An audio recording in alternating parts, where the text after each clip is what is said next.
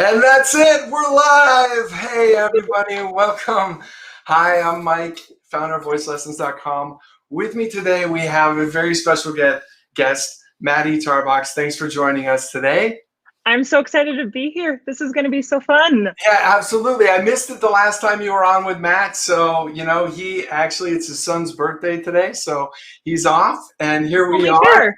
Yeah, of course. I wish it was my birthday. I missed the party. So, so good. But seriously, it's great to have you. Matt says only the best things. And I know last time you guys talked a little bit about mix and belting. So we wanted to have you back on the show today. And we've had a number of questions come in. So I'm just going to jump on into our first question. You ready? Yay, I am ready. I'm so excited. Okay, awesome. So this question, now we get questions. If you're out there and you want to participate in the chat, you can just comment along with us. We have a number of questions where people have emailed us in. So if you do have a question, if your question's not answered today, please write us in. That's how we get some of these questions for the show. Okay, so question number one, this one comes from Angela, and she asks, what is belting? And is it safe for my voice? So if you could maybe define the term and then just kind of explain, good, bad, should I use it? How should I use it? Yeah. It's a great question. What is belting? What is belting? It is, the terminology in the industry is it varies from teacher to teacher and singer to singer, student to student. So to define what belting is, can be pretty subjective across the board. I even just read an article recently with like 10 different Broadway teachers defining belting, and every single definition was very different. I can tell you how I define belt, and that's probably what's going to be most helpful today. I like to use terms like full belt, mix belt, high belt. I like to quantify based on the pitches and resonance and pressure levels and all of those kinds of things. So belt is a pretty traditional sound you hear in musical theater today, where we're engaging in some kind of speech-like registration quality or chest-dominant registration quality. It sounds a lot like your speaking voice. A lot of teachers will relate it to like calling out, or I even saw some of the definitions talk about a little bit of a yell and those kinds of things. I like the term call and stuff like that. So I mean, I guess a demo is probably appropriate if you go, hey, yo, be a kind of quality that I would describe as something pretty close to belt. Full belt is that quality that we can take. It's a a high pressure, low airflow quality of sound that we take up to probably A flat, B flat, maybe C kind of land, depending on the voice and biological gender and all of those kinds of things. And it's pretty, there's some weight to it, I would say. There's some fullness to the sound. And this is the quality of sound that I would say do it sparingly, that full belt. I've heard it described, I think Dr. Wendy LeBourne describes that full belt as like burpees. You don't do a full workout of just burpees. You kind of speckle them in here and there and stuff like that. So that's how I would define full belt. Then you get into terms like high belt and mix belt and even elite belt and all of those kinds of things. The high belt and elite belt, I would put into the category that's above that A flat, B, C sharp land, right in there, where you get into some of those crazy high pitches like Defying Gravity or some Brooklyn sounds and all of that good stuff. So that is how I usually quantify belting. That makes most sense to me and my students. Is it safe for my voice? There are so many things that come up when I hear this kind of question, but the easiest answer is most of the time, yes, it absolutely is. We came out of the womb making sounds that most people would describe as something similar to belt. And babies cry for hours and hours and never seem to lose their voice. It is safe, it is healthy. It's a very primal, instinctive sound. I think what happens is there's a lot of there's a lot of, I guess, anxieties around it because we make it such a big deal. It sounds like this really, really big deal. And so life and the like extrinsic tensions can start to creep in because we think it's hard. When in reality, when we engage in some pretty primal speech-like activities, you can find it pretty easily. So the answer is yes, unless you have an underlying kind of vocal pathology that we need to deal with. Yes, it's very, very safe. You definitely want to be guided through with an evidence-based voice teacher to make sure that you're doing it as efficiently and healthily as possible. But I would say the same thing for operatic singing. You want to be coached through this so that you make sure you are doing this as efficiently and healthily as possible. Great. And so I'm just going to ask the opposite question here. What if you skip belting, or what if you don't do any type of work in belting? Are you missing part of your voice? Like I've heard, like maybe you only have half your voice. So, you know, I guess, can you elaborate a little bit on that? Yeah, absolutely. I think so. I'm big into cross training and making sure that you use all corners of your voice to make sure that you have a really balanced instrument. If you're only using head dominant qualities of sound, you're missing out on the musculature and the training of that musculature that gives you the strength and the power and the balance to your instrument that you're looking for. So do I ask my belters to sing in head voice? Absolutely. It is so necessary to make sure that they are balanced the opposite direction. I also ask my people who come to me who are nervous about belting and really only want to live in their head voices and stuff like that to jump over to the other side and definitely engage in some chest dominant registration and very slowly raising the pitch of that registration slowly, comfortably through a very like handheld guided process. Awesome. That's great. So, hey, we got some questions. We've got Metropolitan, hey, Doug Gardner, and Randy. Thanks for writing in, guys. We've got some questions, so we're going to circle back to yours, but let me jump into the next one that we've got planned. So the next one, this one comes in from Caleb, and she writes in, is belting more of a vocal fold thing or a resonance thing? This is such a great question, Kayla. I am of the school of thought that it is both, but predominantly registration has to be lined up first. You can do whatever you want with your filter and your resonance, and if the vocal folds aren't lined up in a way that we perceive this as a chest dominant quality, we're not gonna buy it as a chest dominant belty like quality. So vocal fold level wise, what's going on is you've got more engagement from what we call your thyroarytenoid, your chest voice muscle. It makes the vocal folds thicker and shorter. Some engagement from that muscle and all the surrounding muscles to help bring those vocal folds more firmly together so that you get more of what we call like a four-finger closure. Is that a term that you use here at all, Mike? Yes, we do. The finger closures? Yeah, for sure. So you get more of what we would call full closure of the vocal folds as opposed to just operating on the edges up here, or even a two-finger closure, or anything along those lines. So you need to make sure that the vocal folds are lined up first. And then what's really cool, depending on whether you're in that full belt that I talked about earlier, or that mixed belt, or the high belt, that's when your resonance can either be your best friend or your worst enemy in how you amplify the sounds that your vocal folds are putting out. We can even, one of my favorite things is we can even get you into a more mixy spot, but open up your vocal tract in a way that your audience might perceive it as belting, but you're getting away with a really light, easy feeling. Congratulations, lucky you. You don't have to work as hard at all, right? So that's my answer there. It's predominantly vocal fold, and then the vocal fold, and then the resonance is a crucial aspect to how you amplify that sound. Okay, great. And so I'm just going to bring it back. You mentioned the four vocal folds. You actually mean, so not the edges, actually the vocal folds are pressed together so there's more depth engaged. Is that correct? Definitely. Absolutely. It's what gives it that like buzzy, fuller, richer kind of quality, bright quality in there to get that full closure on the vocal folds.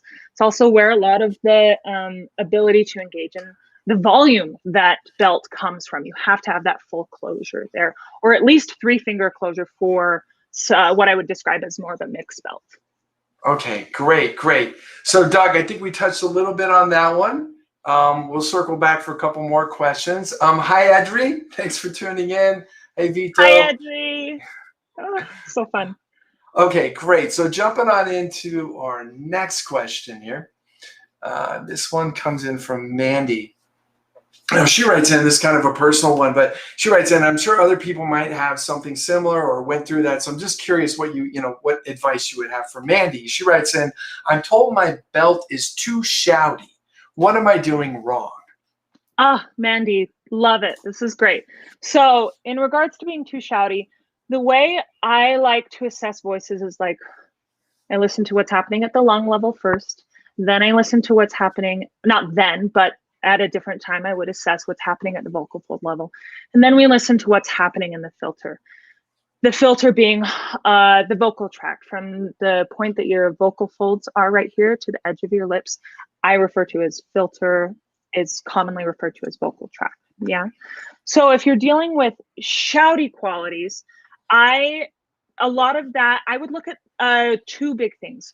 What is happening in regards to your breath pressure or your subglottal pressure underneath the vocal folds. So the glottis is where the vocal folds come together, and the pressure underneath that has a great deal to do with our quality of belt, our quality of sound in general. And then if there is too much pressure happening under those vocal folds, you might start to get to a sound that people would describe as shouty. Like I said earlier, belt is a high pressure, low airflow sound. But I also find with a lot of my students that there's an instinctual quality to add that pressure. And if they're told it's a high pressure quality of sound, they wind up adding a lot of pressure, meaning like the squeeze out of the lungs underneath very firmly pressed vocal folds. That might give you a shouty quality of sound. So I would play around with ways to lower that pressure just a little bit. See if you can lower it by lowering your volume level can be a good step in there. Can I do this can I make the same quality of sound, but like less volume? Engage in that a little bit less is a good step to take in there. You can look at allowing the vocal folds to part just slightly to release some of that pressure, depending on the moment in the song that you're working and the quality of sound that we have desired in that moment, right? So that would be that vocal fold and lung pressure combo that I would assess. And then shouty can also have to do with external constriction in the filter, the vocal tract as well. Are you buying your belt with extrinsic musculature in the work around here?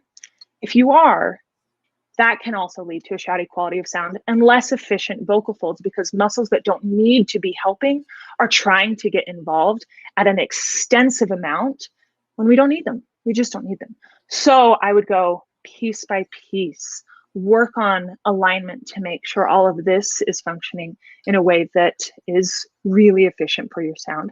Check on, do you guys talk about swallow reflex a lot, Mike? Sure. Yep. That comes up. Yeah. So the swallow reflex, when we're singing, our body often thinks we're swallowing, and the steps in the swallowing process are usually not very helpful when we're singing. So you have to work right. piece by piece, little by little. I like to work one aspect of the swallow reflex at a time. Work on the tongue tension, work on the jaw tension, work on the constrictor muscles in the back of your throat, work on making sure that your larynx is flexible. All of these little different pieces, one step at a time. To address all of them all at once will lead you to a place where you don't feel like you have any mastery of any of them, I would say. Right. So that one step at a time. I give, a month to 6 weeks working on tongue tension, just the tongue tension until it's really taken care of. A month to 6 weeks on how is the jaw. If we're constantly jumping around, yeah, you're going to run into issues there. So some of that swallow reflex and the extrinsic musculature trying to help can also add to a shouty quality of sound on top of very pressurized vocal folds. Right. Yeah, that makes perfect sense. I mean, I think for me, instantly when I think this, I think there's not enough flow, right? You're having to push a little too much, whereas it should just be a little more loud to happen. So, you know, lip trills, or I think the blowfish exercise that Matt talks about a couple times. So those things for me can definitely help you, Mandy. And certainly, sorry, you go ahead. No, please. I was just going to say, sometimes when you're stuck, it's okay to reach out and find a coach. You don't have to know all the answers, and you don't have to try and figure out how to sing. And, you know, you also don't have to study voice for 20 years or your whole life to figure this out, guys. So, you know, if you are at a point, Mandy, where you're like, hey, I'm trying to do this, what I do, that's when definitely get a coach. We've got hundreds here at voicelessons.com. So sorry, no plug, but thanks, no, I love it. Yeah. Okay. So anything else on this one? We have any tips? No, this is good. I totally agree with your assessment there. Okay, great. Let's jump into our next question. This one comes from Shauna. How should I breathe when I'm belting? So what are some of the things you would think? You know, I'm instantly thinking, you know, okay, big sound, need a lot of air, right? But right? What do we have for Shauna on too much air, not enough air? How do we breathe? Like I've said it a couple times now, belting is a low airflow quality of sound. Not so low that you're not moving air through the vocal folds, but it's lower than a falsetto or a head dominant voice quality for sure. So a lot of people think because of the volume of sound, it takes a lot of airflow and a lot of work from your lungs and all of these things to make a belt sound, when in reality, belt has pretty low airflow. It's easier to get through a long belt phrase than it is to get through a long head voice phrase any day. Have you ever noticed that? Consider that in there. So my initial response to how do I breathe when I'm belting, I like to trust the body initially with my students. You have a relationship with your breath that has supported you in your life thus far and gotten you through plenty of phrases in your life. And I like to trust that first. So I don't like to get in the way of or overmanage the breath for students unless it is in their way. So that's where I start. Breathe as naturally as possible is my initial response. Effortless, low, what's the word I'm looking for? Low effort breathing, an easy inhale, easy exhale. Let's start with that. Make sure that you're intaking air in a way that is effortless, right? As opposed to the gasp for air that we can get in there. If you've got effort on your inhale, you're going to have a hard time getting less effort on your phonation. The other piece is I like to coach my students through looking at length of phrase and height of phrase and demands of phrase and assessing it as, do I need a level 5 breath? 5 being the largest breath you would need. Or do I need a level 4 breath to get through this? Or do I need a level 3 breath or 2? Or is this as chill as like I barely have to breathe to get through this very short little phrase here? Just assessing that can be really helpful to guide students through. There is no prize at the end to have excess air at the end of a phrase. There's no prize. And in fact, that adds a lot of subglottal pressure to your sound. So breathe appropriately for the needs of the phrase is one of my initial responses there. Great. That's exactly what I was going to say is, you know, you definitely don't want to be gulping. I mean, that's definitely, so it's just no more than you need. And you definitely want to have the right coordination here. If you don't have I think you mentioned it, the glottal closure, right? And the cricoid and some medial compression, you're just not going to be set up right. And then anything you do could just be too much. So definitely take some finesse to get this one. Does, for sure. Okay, and Edry writes in, yeah, that's great, Edry. Definitely some less transglottal airflow. So that will definitely help them out. So, okay, jumping into our next question. This one comes in from Luciana. She writes in, how do I get rid of tension when belting high notes? So, wow, that's a loaded question. Sorry. It is a loaded question. It's so hard. There's a lot of Headspace around high notes, I think. I think we obsess over them, and they are the most important thing, and all the things that come into our brains when we're young singers listening to these amazing Broadway cast recordings or rock artists or anything along these lines. And the high notes sound out of this world. Like, they must be impossible. And so when we go for them, sometimes, at least this was my experience when I was young, when I would go for them, I would think it's a lot of work. It must be so much effort to make this sound. And just that mental headspace can be really dangerous to live in, because if you think it will be hard, it will be hard. It will happen. So I like to get my students into a space of the high notes are just coordination. It's coordination, like learning how to write. That doesn't take a lot of physical effort to learn how to write. It just takes time and intentionality to be able to coordinate all the little muscles to get you to a point that you can write very easily / sing, belt high notes with low, low, low effort. I don't know if anyone's seen on TikTok as of late our beautiful board belter. Have you seen this, Mike? Yeah. It's awesome. It's awesome. It's a prime example of just how little effort you really need to be putting into your sound when you are engaging in any kind of belt, including the high pitches that you're dealing with in there. So headspace is huge. Beyond headspace, of course, there are, if you've been buying your high belt with lots of tension for lots of years, you have some hardwired neurological pathways in there that you're having to fight against a little bit, and learn how to unwire piece by piece.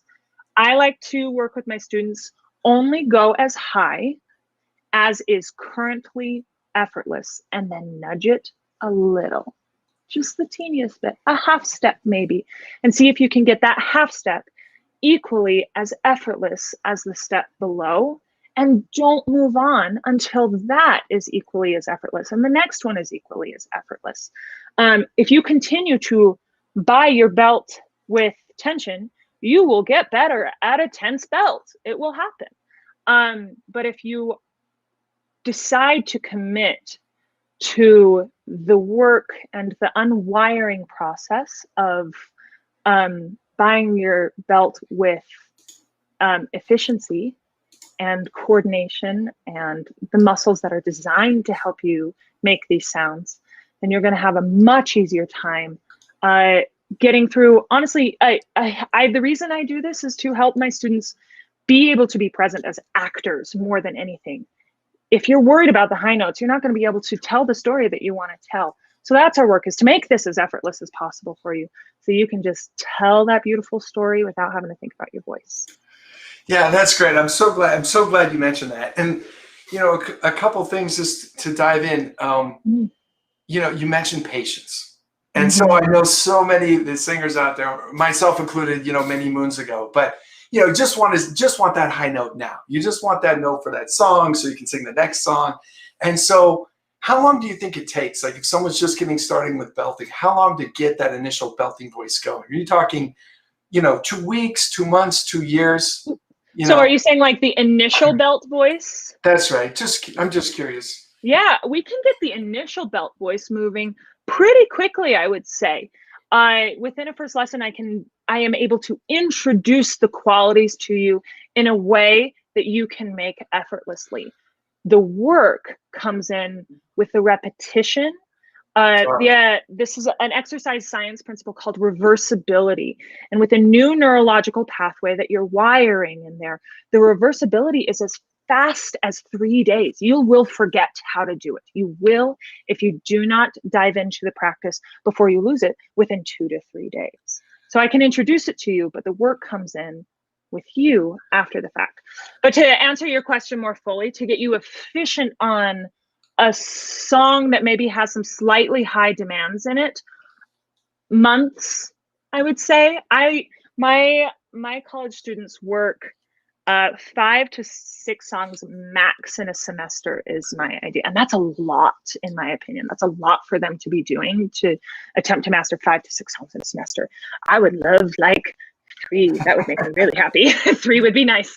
But to really get into the elite quality of belting that we hear on Broadway, they have been working for years and years and years to get the quality of sound to the effortless level that they are managing themselves at 8 shows a week, you know? Right, right. But I think for, you know, early and singers that are just getting going, right? So to speak to that group, Yeah. the fact that, you know, they can get a lesson with a coach. If you don't know what we're talking about, you're like, what's a belt voice? Or you're just trying to figure out how to get into it. That working with a coach like you or, you know, another coach on a platform, a coach can actually, you use the word texture, right? So the goal of the purpose of the coach is to give you some exercises to get your vocal folds to actually assume this new muscular position you're talking about that we want to train, right? So you can get that to happen within a lesson or two, you get them going. And usually, you know, my experience with students too is if they've never had that, that's when those epiphany light bulbs go off and they go, wow, I am going to make progress with this coach. Yeah. I can learn it. I think the second thing that you brought up is, you know, just get the half step at a time. Mm-hmm. So, you know, Luciana, when you mentioned how to get rid of tension, it's never to get tension, right? And if you have it, you've got to kind of back it down all the way down to maybe just an octave of singing or a little over an octave and slowly work your way up without that tension. So you're not pulling it up, right? Yeah. I think the challenge for many of the singers that I work with is if I could, I would say just don't touch it for a while. Don't touch the high notes. Just set them aside. And let's go back to, like you said, maybe about an octave of very comfortable singing. But the college students I work with, they have demands on them that are something else, you know. 2.5 octave aria, go. You got to. Well, and then there's also, I think the industry perpetuates it a little bit as well, of like always be audition ready, always be ready for this show, always be ready for product as opposed to process. And there's not enough talk about making sure that we are in process most of the time. We are in process most of the time, so that then that product really is a sustainable product as opposed to a fast product, you know? Yeah, absolutely. I think my favorite adage that I've heard on that is, if you stay in the process, the results will come. So, you know, just be steadfast there, Luciana. Get a coach if you don't have one and just start to work on it, and definitely try to avoid that tension. And, you know, half step, inch by inch is how we make it. So let's move on to the next one. We have a question here from Jasmine. Now, she asks, how do you belt high, like Defying Gravity? So, you know, this is a well-known song, you know, and so I don't know. Yeah, I guess, what, you know, is there just a switch we flip on, or, you know, how do we get? Wouldn't that be nice? That would be so nice. I would love that. So I'm going to talk about the functionality of it for a sec, and the musculature. I mentioned this earlier. A chest dominant sound has more engagement from the muscle that we call the thyroid that brings more firm closure to the vocal folds. It also like contracts the vocal folds to make them shorter. I like to talk about them as like two biceps, right? So that bicep, that thyroid is contracting to make the muscle thicker, like it would make your bicep fuller, right? If you were to contract it, and shorter, yeah? So that muscle is engaged to give you your chest dominant quality. But when we go for high notes, there's another muscle that is also stretching our vocal folds. So here's the challenge. You are contracting and stretching a muscle at the same time for a high belt. Contracting and stretching. That takes, again, like we keep saying, a lot of coordination to be able to make that happen. Not to mention, I'm just talking vocal fold level, let alone the breath, the breathing level and the breath pressure that you have to be able to manage there. And then the filter and how you manage the filter in the space to make sure that that is all open and free, so that you're not in the way of the sound that those vocal folds are highly coordinatedly creating, right? So that is the science that we're dealing with in there, which is why it's hard. It's hard to figure out how, it's not effortful, but can be challenging to figure out the coordination to do that. Again, we keep talking about time and patience. I like to start with making sure that if I have, you know, a length of 6 months to work with a student, make sure that the chest voice is strong enough to be able to eventually sustain the stretch that is going to be happening to those vocal folds. And that you figure out how to just let go a little and let go a little, but not so much that you totally give over to what we would call a head dominant quality of sound, or like the head voice belt. That is not what we're looking for here realistically. So little by little, you have to make sure the chest voice muscle is strong enough to be able to sustain it, and then work to slowly thin it out little by little while still maintaining a chest dominant quality in there. What you might refer to as mixing, getting a little bit lighter as we go higher. A really great way to do this is to engage in speech-like exercises. We talk all day, every day in a chest dominant quality. And many of us, if we're really animated theater people, if I were to see a friend that I haven't seen in a long time, I'd probably go something like, hey, it's so great to see you, right? And that quality of sound would be pretty darn close to the quality of sound that I'm looking for a high belt. So the speech-like stuff like, hey there, that's pretty light, as opposed to, hey there, where I'm adding way too much weight to that sound to be able to carry the vocal folds to the pitch demands of Defying Gravity. Am I making sense here? Yeah, absolutely. Yeah, I love it. It's such a great song. I can see why it's popular and everyone wants to sing it. So it's so great, and it has a lot of things going on with it. There's some head dominant registration early in the song that I actually really love, and I actually think it's a really well designed song for a singer. The vowels are in appropriate places most of the time. That bring me down does make me want to like pull my hair out every once in a while, but time, patience, lots of speech exercises, potentially even like if we had, so if you care to find me, that's in a pretty comfy speech-like spot. That's not challenging me in any way. I started it low. Again, those half steps, little by little. So if you care to find me, without it being, so if you care to find me, that would maybe be too heavy as we go up, right? Little by little by little, keep speaking it over and over and over again. Yeah, I mean, you mentioned it's both a stretch and a contraction at the same time, which sounds like a paradox, right? It's like, how is that even possible? How does the body figure that out? But I can only imagine that the advanced artistry and skills that you need for this are, you know, similar to that of like a ballerina trying to balance on the tip of their toes. Like, oh yeah, you're just not going to come up with it in a day. It's going to take some work.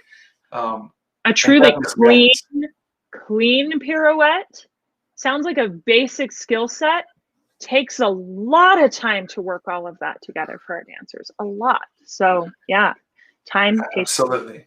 Yeah. Okay, cool. So we're down to our last question, then we'll circle back to the chat. Let's see, what do we have here? Okay, cool. This one's from Chantel. Now, this one is, again, it's kind of this high note thing. I guess we've got high note envy for sure. Everybody does, right? Everybody does. Get the king of the high C's. So can a female chesting F5 ever be healthy? So it depends on what you mean. So let's dive into it. What do you think? It depends on what you mean by chesting, I think. So it's hard because we get a lot of these questions from classical singers who have the perception that any level of chest dominant thyroarytenoid engagement at a high F is considered chesting. I wouldn't call it that. But if you're talking that full chesting, too much thyroarytenoid engagement, too much volume, too much subglottal pressure, that I would not call healthy. Yeah, you bet. That would be a problem that we're dealing with in there. But the quality of sound that is created today at those high Fs that you're hearing on Broadway cast recordings are very rarely that. Very rarely. I haven't heard a Broadway cast recording with a full, like, yelly high F. I don't know if ever. I don't know if I have. So yeah, it absolutely can be healthy. It's, again, about the coordination to get you there. I like to think about it as percentages sometimes of like, I am 50% chest voice, 50% head voice, or 50% chest dominant or thyroretinoid engagement quality, and 50% head dominant quality is a good way to at least conceptualize this idea. And you can nudge that percentage around a bunch to be able to give you the quality of sound at this high F that is effortless for you, but still gives your audience the feeling of, yeah, I buy that as a belt. Really cool. It's got to have a speech-like quality to it in my brain. So coordination, time, and again, some speech stuff. A high F is not my favorite pitch to sing. And there are physiological barriers that can absolutely get in your way to belting a high F. But ever be healthy?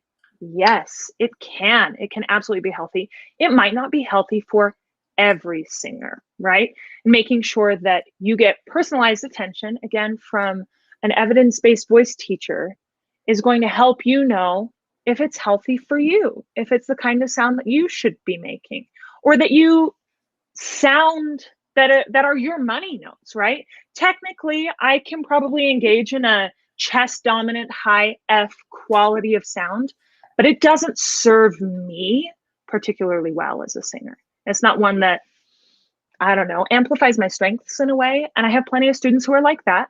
And then I have plenty of students who a high F mix belt amplifies their strengths like nobody's business. So it takes its individuality.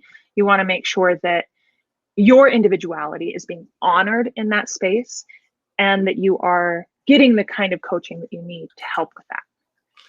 Yeah, absolutely. My answer would be it's got to be the right amount of dosage, and how much it varies. You know, you sometimes you need a drop, and sometimes you need a drop every day for months. So, you know, Chantel, there's just no way to know. We do have a way you can submit us a video if you want personalized feedback. We can have a coach watch that, send it back to you. That's one way to go if you want to send it. But some of these things, we're just reading the questions like, well, yes, and for other people, no. So 100% agree on that. The main thing I would say is functionally, yes, it can be done correctly, can be done healthy, can be done in a safe, maintainable way. But there's also the time when you could go up there and sing at F, and it could be white voice and shouty and just not the pleasing tone that is sellable, you know, and believable, that the audience is going to enjoy maybe hearing. Yeah, it's interesting even to hear, though, the term, the pleasing tone or sellable tone. It all depends on your audience too, right? It totally depends on your audience.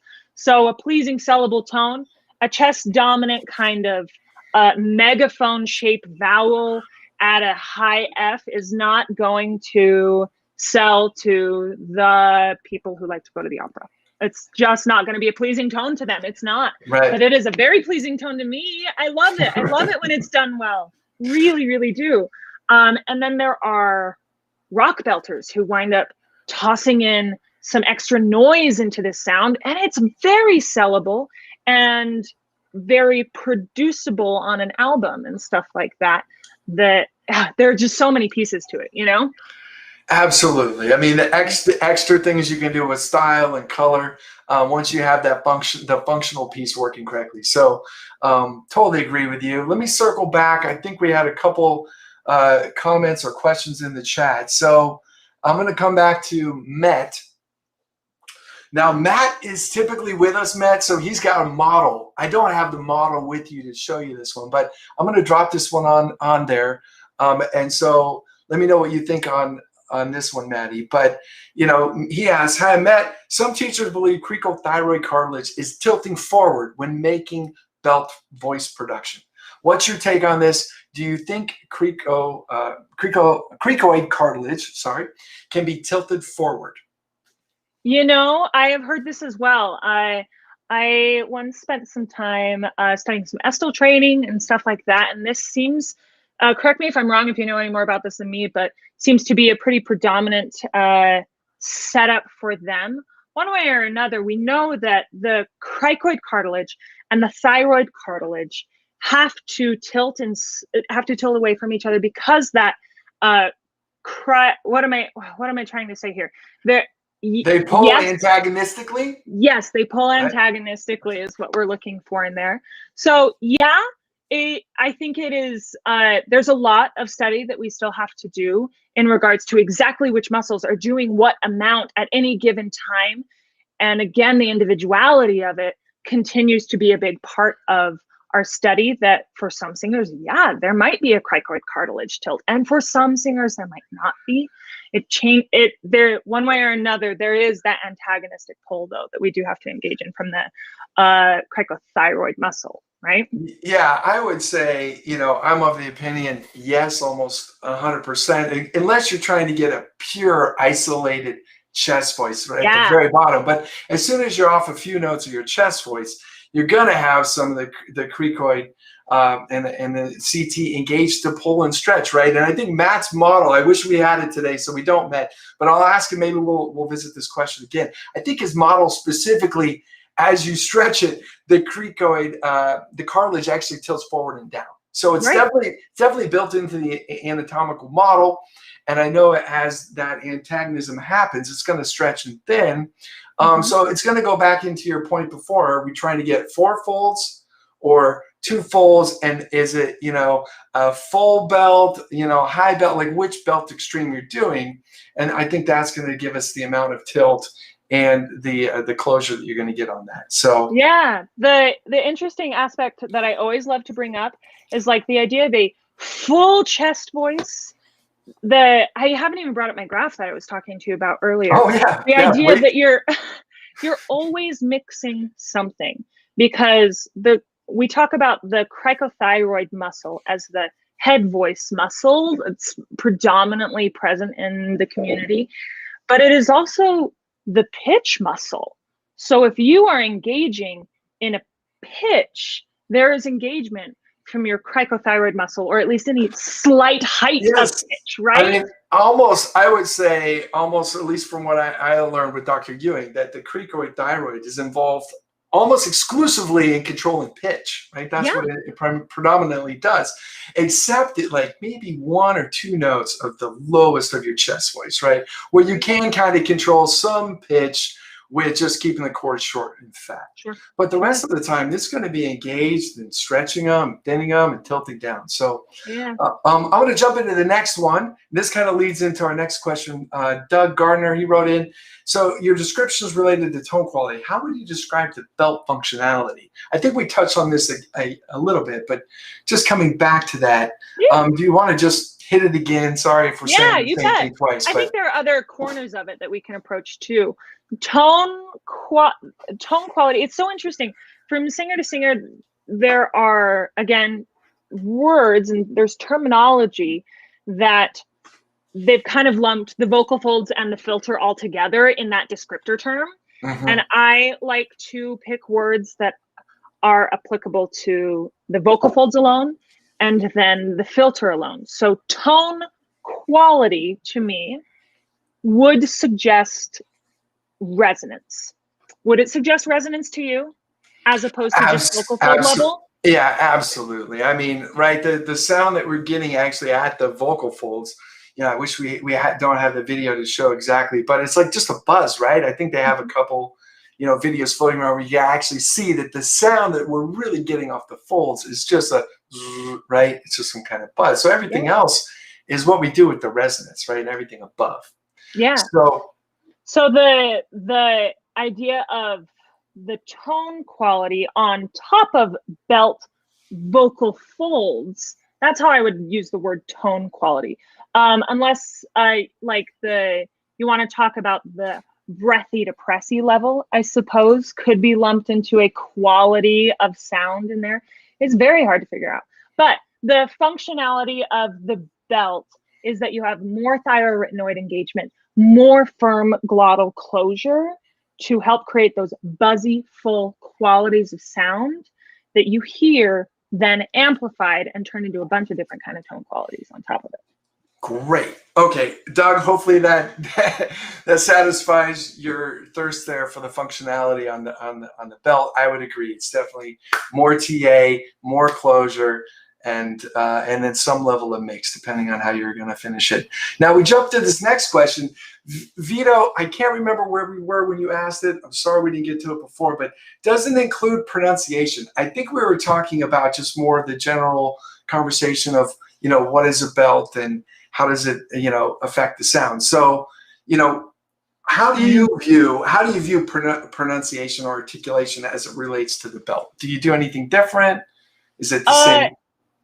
Yes. Vowel modification can be a big part of managing an efficient belt to make sure that you're belting friendly vowels and engaging in the vowels that make most sense to your vocal tract. It is very hard or it can be challenging to figure out how to belt on closed vowels like E or oo. Those can be really challenging vowels. So if you have an E in there, I might ask a student to modify just the teeniest bit, not to the point of A all the time. I don't love that idea, but a little bit of a modification to loosen up the space between the tongue and the roof of the mouth here. So you get E, E, E kind of set up as opposed to E, E, E that would have that more closed vowel space, right? So yeah, messing around with your vowels is a part of it for sure. We talk a lot about vowels, but when I hear pronunciation, I almost think that you might be asking about like articulation of consonants as well.